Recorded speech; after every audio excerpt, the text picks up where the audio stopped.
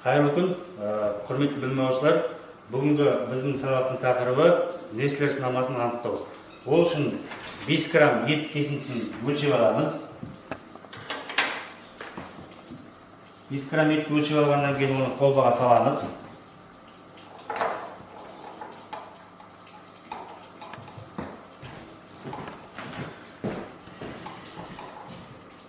Одан кейін оның үстіне 20 мл дезинфекциядан су құямыз, яғни 1-дің 4-ке қатынасындай.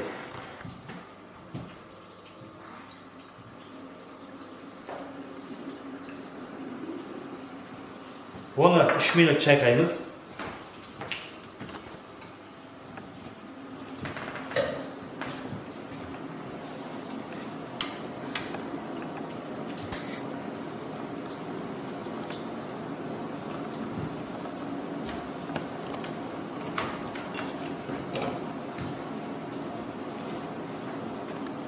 Он 15 минуттың ішінде 3 рет шайқап, 3 рет тұндырамыз.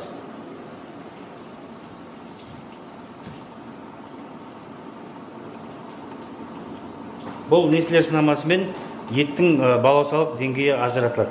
Яғни дайын болғаннан кейін сығындыны 3 мл өлшеп аламыз, 3-тен 5 мл-ға дейін.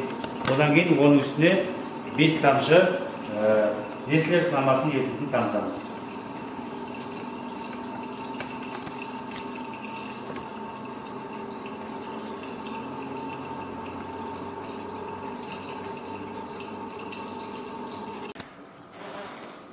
Сығындымыз дайын болды. Енді осыдан 2 минут сүзіп аламыз.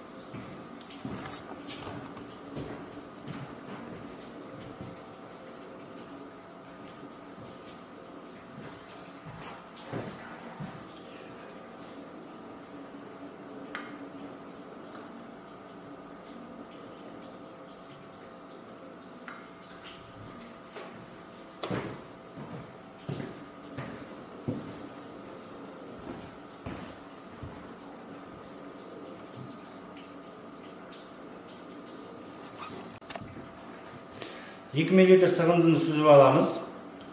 Одан кейін оның үстіне 5-тен 10 тамшыға дейін несілер сынамасының ертісін тамызамыз.